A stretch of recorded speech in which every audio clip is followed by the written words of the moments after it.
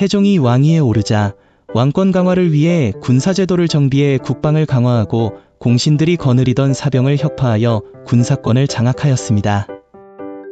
토지, 조세제도의 정비를 통해 국가재정을 안정시켰습니다. 신문고를 설치하여 백성이 자유롭게 억울한 사정을 호소할 수 있도록 하는 등 새로운 사회정책을 실시하여 민심을 수습하였죠.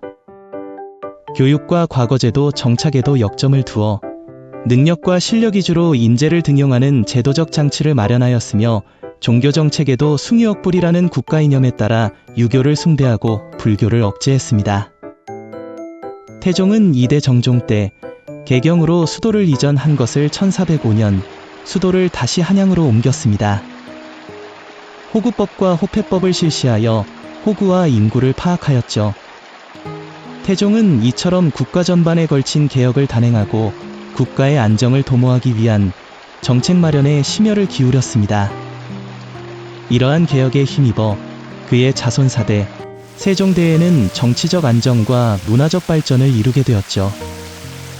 태종의 아들은 총 12명으로 이중 정비소생은 장남, 양령을 비롯해서 밑으로 효령, 충령, 성령으로 이들은 왕위 계승과 관련한 많은 일화를 남겼어요.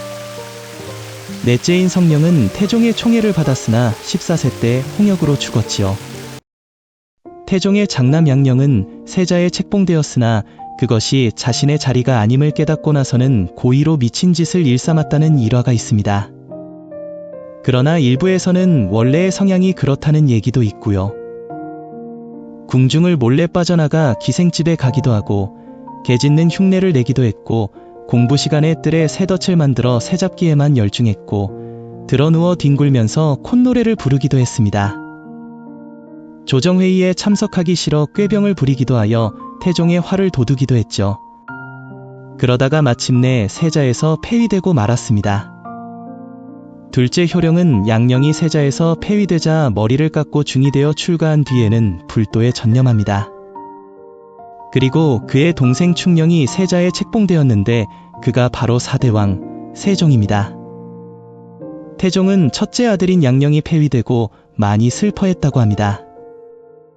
정치적으로 파란만장한 삶을 살았던 태종이었지만 인생의 막바지에서 인생은 자신의 마음대로 되는 일이 없다고 생각하였겠죠.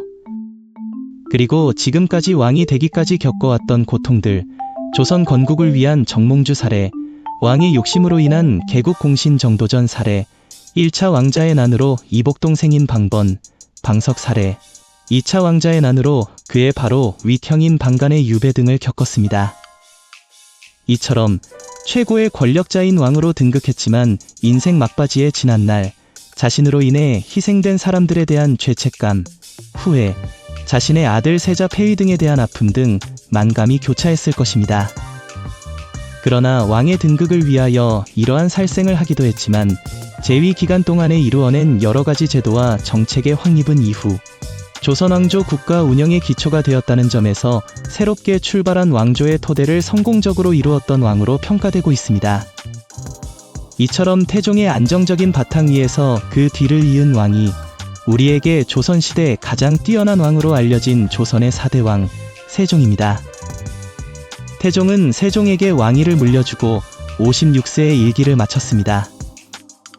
다음은 4대 세종에 대해서 알아봅시다. 세종은 태종이 이룩한 건국 초기에 안정된 정치적 기반을 바탕으로 역사상 가장 훌륭한 유교 정치와 찬란한 민족 문화를 이룩하였을 뿐만 아니라 후대의 모범이 되는 성군으로 기록되었습니다.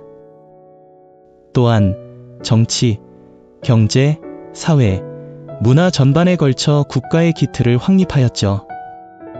집현전을 통해 많은 인재가 배출되어 다양하고 방대한 편찬 사업으로 문화 발전의 원동력이 되었습니다. 또한 훈민정음을 통해 한글을 창시하여 보급하였습니다. 세종의 한글 창제는 대한민국 역사 중에서 가장 위대한 업적일 것입니다. 그리고 세계사적으로 엄청난 의미가 있는 일이죠. 사실 우리나라가 못 살았던 시절에는 외국인들이 한국이라는 나라가 어디에 붙어 있는지조차도 몰랐고 안다고 하더라도 전쟁으로 폐허가 된 아주 가난한 나라라고 인식하였습니다. 그러나 빠른 세계화와 더불어 우리나라의 경제 발전도 유례를 찾기 힘들 정도로 빨랐습니다. 그러면서 우리나라가 문화적으로도 K-팝 등으로 알려져 이제는 모르는 사람이 정상이 아닐 정도의 시대에 이르렀죠. 이처럼 국력이라는 것이 얼마나 중요한지를 다시 한번 느끼게 해줍니다. 더불어 우리나라 한글을 배우려는 세계인들도 많습니다. 한글은 인류가 사용하는 문자들 중에서 창제자와 창제년도가 명확히 밝혀진 몇 안 되는 문자입니다. 그리고 세계에서 가장 뛰어난 문자로 평가받습니다. 한글은 이제 국제기구에서 공인을 받기에 이르렀고 유네스코에서는 해마다 세계에서 문맹태치에 공이 큰 사람들에게 세종대왕 문맹태치상을 주고 있다고 합니다.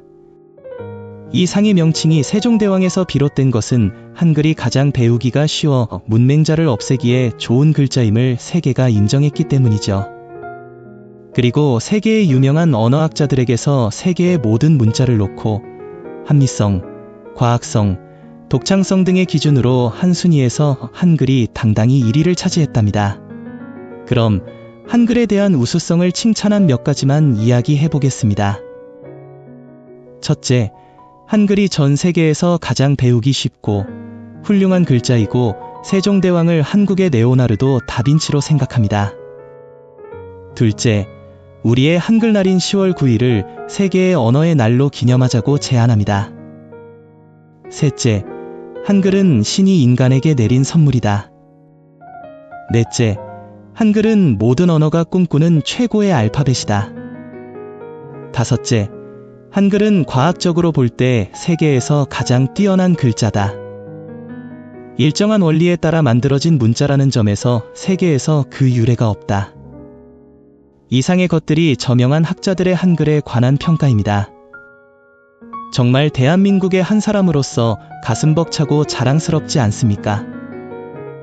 북한도 우리나라와는 날짜는 다르지만 세종대왕과 한글을 기념하는 날이 있다고 합니다. 세종은 이러한 한글 이외에도 농업과 과학기술의 발전, 의학기술과 음악 및 법제의 정리, 국토의 확장 등 모든 분야에 걸쳐 민족국가의 기틀을 확고히 다져갔습니다. 특히 과학기술의 발달을 보면 천문학 분야의 발전으로 천체 관측기구인 혼천이와 시간을 측정하는 해시계, 물시계, 강우량을 측정하는 측우기 등은 세계과학사의 빛나는 업적들이라 할 수 있습니다. 이러한 과학기구들은 당시 생활의 토대가 되었던 농업에 응용되어 비약적인 농업의 발달도 함께 이루어졌죠. 이러한 사회의 전반적인 발달은 당시 튼튼한 국방력이 있었기에 사회의 안정 속에서 다양한 분야의 발달이 이루어진 것입니다. 여기서 국방력이라 하면 왜구의 노략질을 해소하기 위해 이종무 장군을 대마도 정벌군의 총지휘관으로 임명하여 일본의 대마도를 정벌하였습니다. 또한 세종은 조선을 간섭하며 괴롭혔던 여진족을 김종서의 의견에 따라 북진 정책을 실시합니다. 이처럼 북쪽 지역에 사군 육진을 개척하여 여진족의 침략을 막아 사회가 안정되도록 하였습니다. 여기서 사군은 압록강 상류 지역으로 최윤덕이 확보한 지역이고 육진은 두만강 유역으로 김종서가 개척한 지역입니다. 사군 육진 개척의 큰 의미는 조선의 영토가 이전보다 훨씬 넓어졌고요. 밑에 쪽의 주민을 그 지역으로 이전시켜 완전히 우리의 땅이라는 것을 대외적으로 선포한 것이죠. 여기서 김종서 장군은 일명 백두산 호랑이로 알려져 있는 사람으로 그의 호탕한 성향과 올곧은 기백이 있는 강력한 인물이었죠. 세종도 특히 김종서를 가장 아끼는 인물이었고요. 세종은 정실 왕비인 소원왕후 심씨에게서 총 8명의 아들을 두었는데 우리에게 잘 알려진 분들은 다음 5대 왕이 되는 문종을 비롯하여 이후 세상을 시끄럽게 하며 왕이 된 7대 왕, 수양대군 인세조, 그리고 안평대군이라는 세 아들입니다. 이와 관련된 이야기들은 다음 시간에 흥미롭게 예정되어 있습니다. 여기서 다음 5대 왕인 문종이 8살의 어린 나이에 세자의 책봉이 되었는데 유약하고 병약하여 세종은 항상 걱정하여 장군 김종서에게 문종의 아들 단종을 잘 부탁한다는 말을 수시로 하였다 합니다.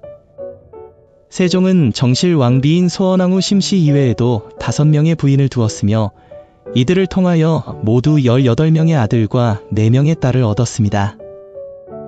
그 외에도 부인이 더 많았고 자녀도 더 많았다는 이론도 있는데 그것을 따지는 것은 별 의미가 없는 것 같군요. 어쨌든 이전 왕들에 비해 부인이 많았고 자녀도 많았다는 것인데 이것은 넘치는 스태미너를 주체를 못했다 하죠. 그 원천은 그가 평소에 즐겨 먹었던 보양식에 있었는데 평소 흰 수탉 고안 요리를 즐겨 먹었다 합니다. 이 요리는 중국에서 옛날부터 강장식품으로 먹었으며 세종의 수라상에는 항상 흰 수탉의 고안을 벌꿀과 달걀 흰자를 섞은 요리가 올라왔다고 합니다. 그러나 이렇게 건강하게 태어난 세종은 어린 시절부터 학문에만 전념한 데다 20대 초반부터 왕위에 올라 열정적으로 국정을 돌보았고 육식을 너무 많이 즐겼고 특별히 몸을 쓰는 일을 즐겨하지 않았으므로 익히 알려진 대로 비만에 각종 성인병을 달고 살았다 하죠. 우리에게 알려진 사진에는 날씬한 모습이나 그것은 당뇨병으로 인해 살이 많이 빠진 모습이라 합니다. 결국 나이가 들면서 건강이 몹시 악화되었고 이후에는 시력에도 문제가 있어 실명의 위기까지 왔다고 하죠. 재위 후반기 들어 각종 질병의 병석에 누워 정무를 볼 수 없게 되어 재위 24년부터 세자에게 국정을 맡기게 됩니다. 그러다 큰 병환으로 1450년 54세로 일기를 마쳤습니다.